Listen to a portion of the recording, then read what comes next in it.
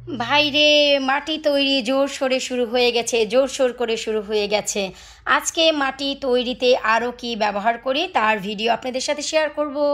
Hello everyone, আসসালামু আলাইকুম। কেমন আছেন আপনারা সবাই? আলহামদুলিল্লাহ, আমি তো অনেক ভালো আছি। আশা রাখছি আপনারাও সবাই ভালো আছেন। তো আজ আমি আপনাদের সাথে যে ভিডিওটি শেয়ার করতে যাচ্ছি তার বিষয়বস্তু হচ্ছে এবছর নতুন বছর মাটি তৈরিতে আমি কি কি জিনিস ব্যবহার করছি তাই শেয়ার করব। আশা রাখছি আপনাদের সবার ভালো লাগবে। প্লিজ ভিডিওটি ভালো লাগলে ফ্রেন্ডস ও ফ্যামিলির সাথে বেশি বেশি বেশি বেশি বেশি বেশি করে শেয়ার করবেন।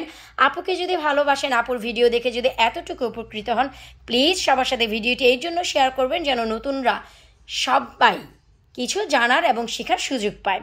তো আজ আমি যে জিনিসটি আপনাদের সাথে শেয়ার করতে যাচ্ছি এটি কি, আশা রাখছি আপনারা দেখেও গেস করতে পারবেন না বা আন্দাজ করতে পারবেন না। তো আমি নিজেই বলে দিচ্ছি, এটি হচ্ছে শুকনো লাউ।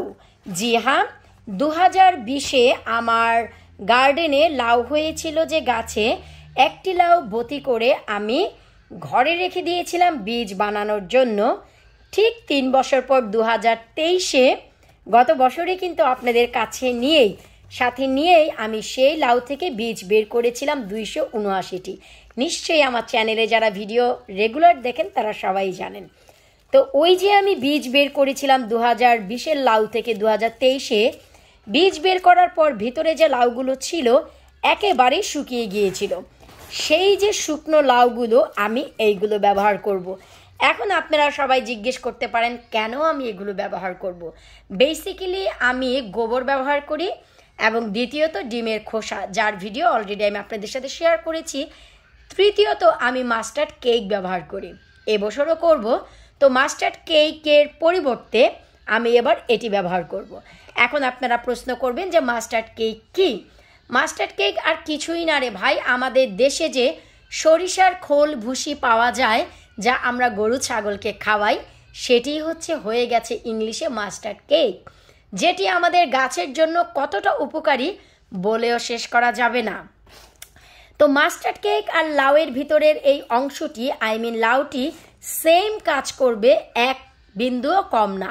কারণ অনেক বেশি কৃষি বই ঘাটাঘাটি করে আমি এই তথ্যটি আপনাদের জন্য নিয়ে এসেছি যা আপনাদের জন্য উপকারে আসবে। মাস্টার্ড কেক সম্বন্ধে 100 জন লোকের ভিতর 100 জনই আমরা জানি যে সরিষার খোল ভুসি কী, কিন্তু লাউটি যে কি উপকারী, আমরা শুকনো লাউটি যে ব্যবহার করতে পারি তা আমরা হয়তো বা অনেকেই জানি, অনেকে জানি না। তো আমি আপনাদেরকে বলে দিচ্ছি, এই যে লাউ বা মাস্টার্ড কেক যেটাই বলি না কেন, সরিষার কেক, এটা হচ্ছে ন্যাচারালি ফার্টিলাইজার, যা আমরা ফার্টিলাইজার হিসেবেই ব্যবহার করি। তার মানে আমি আরও ক্লিয়ার করে বলে দিচ্ছি, এটা হচ্ছে প্রাকৃতিকভাবে তৈরি সার, যা আমরা সার হিসেবে গাছে ব্যবহার করি।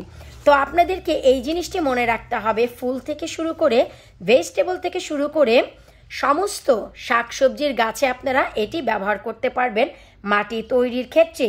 কারণ এতে হাইলি অনেক উচ্চ মানের নাইট্রোজেন রয়েছে, যা আমাদের গাছের যে রুট থাকে, গাছের গোড়া এবং গাছকে দ্রুত মাত্রার গ্রোথ বাড়াতে, আমি এখন আপনাদের বলবো কি, গাছের শিকড়কে অনেক দ্রুত বাড়াতে এবং গাছকে অনেক দ্রুত বাড়াতে সাহায্য করে।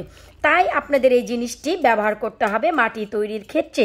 তাছাড়া এতে আরও একটি কন্টেন্টস রয়েছে যা হচ্ছে পটাশিয়াম, আর এটা গাছের জন্য, প্লান্টের জন্য, হেলথের জন্য কতটা এসেনশিয়াল তা আমরা সবাই জানি।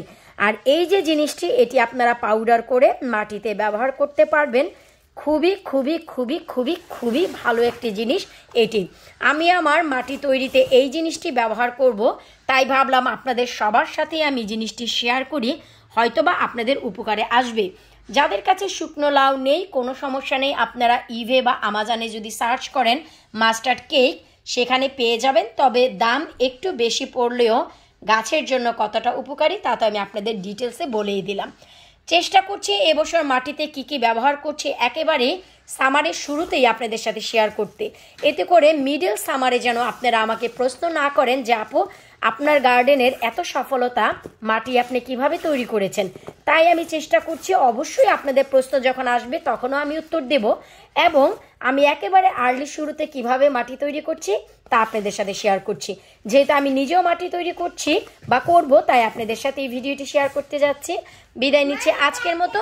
কোনো কিছু জানার ইচ্ছে থাকলে অবশ্যই আমাকে ভিডিওর নিচে প্রশ্ন করবেন। আল্লাহ হাফেজ।